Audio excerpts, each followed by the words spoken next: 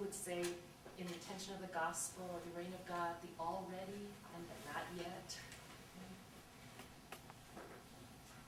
We can also talk about it as a power of the gospel, of the resurrection, that is given to us so that in turn we might be empowered. The gift and the task is a transformation that comes upon us so that we can be formed as ministers of the word. And ultimately, it is the grace that's given to us so that we might become a blessing.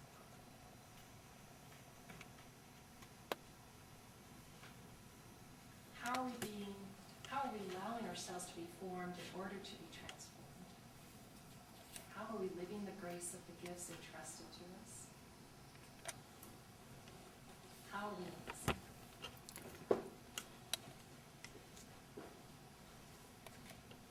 It's a tall word, huh?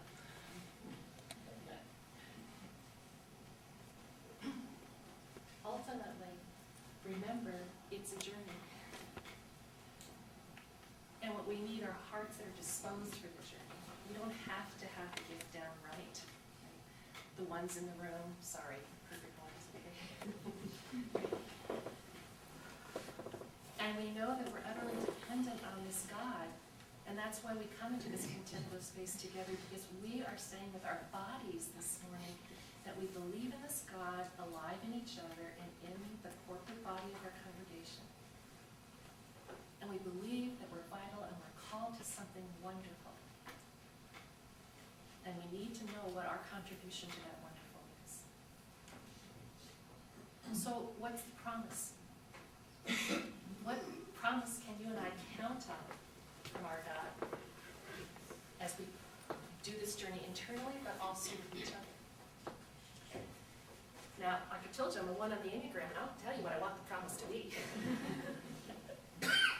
I want the promise to be, every time you go out there and do something, Colleen, it's going to be perfect. It's just going to be perfect. That's the promise I'm looking for. The twos in the room, I think they would probably say, I just want to be deeply appreciated. Right? I'm kind and I want people to know I'm kind. The threes, what are you hoping the promise is going to be? The success. Yes. Right? Exactly. You know, nines, everybody happy, right? Everybody happy. Okay. But what really is the promise? See, because those of us who go out through the Enneagram, we know that it's a gift, but it's also a shadow side for us, right? And so our hearts have to be disposed for the real promise.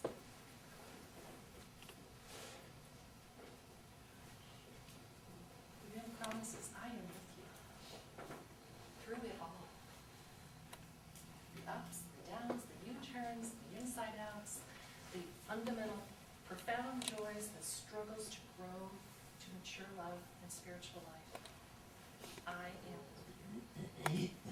We want to spend this morning now with a little bit more time thinking about the I am with you, relishing it, looking at that journey that you and I have been on, and honoring the God who promises to be I am with you, who has been with us, and who promises to continue to be with us, and allow us to tap into the energies of that promise. We can bring them to each other as gift and find out what is the work together we are entrusted to do.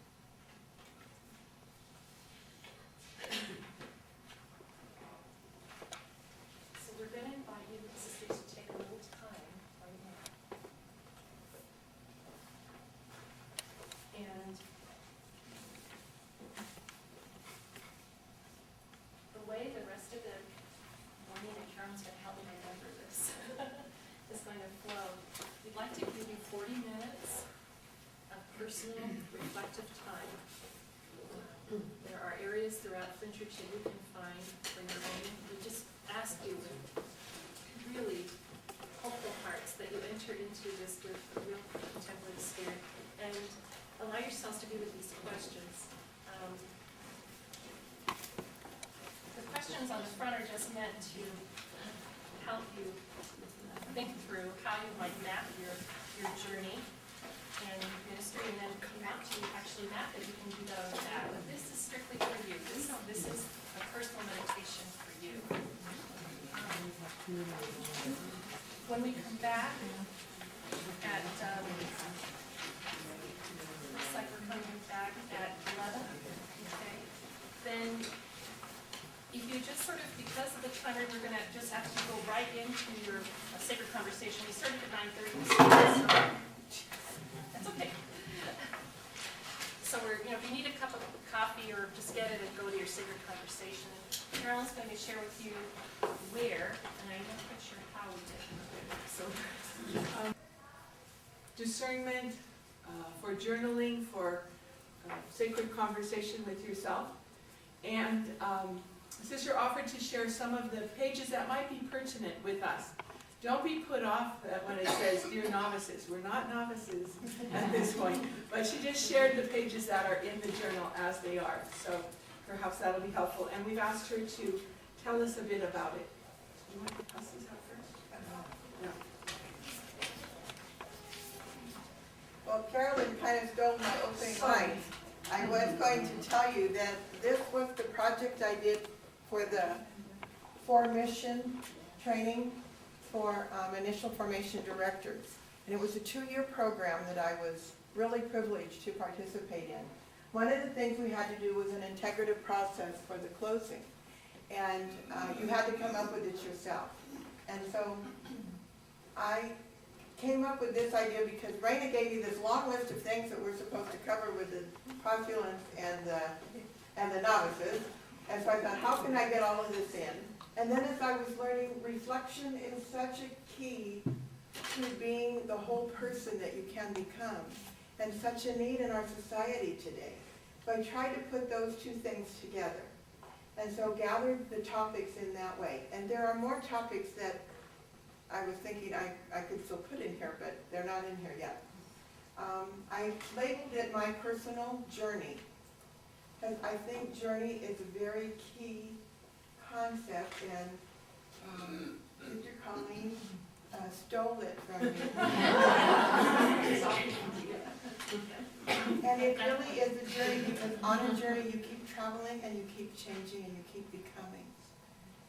And you keep reflecting more and have more in your life to continue to develop who you are.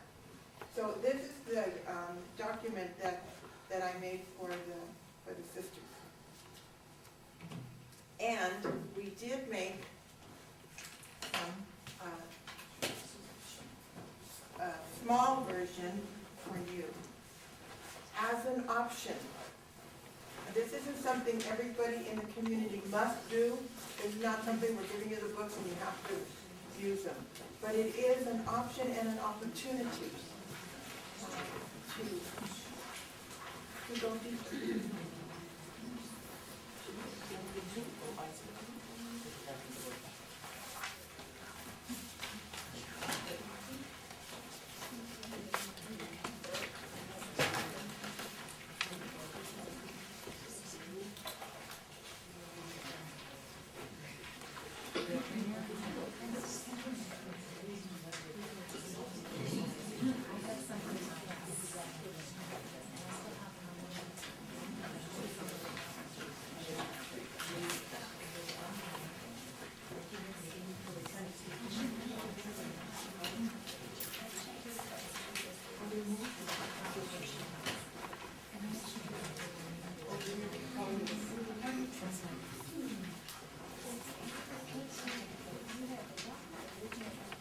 Just let me say this while I'm thinking of it. We made one for all of the people we knew were registered today.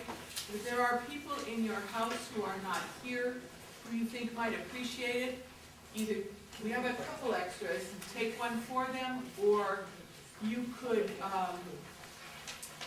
just write email to me or to email to Pat Ann or to I, and then we'll send that out.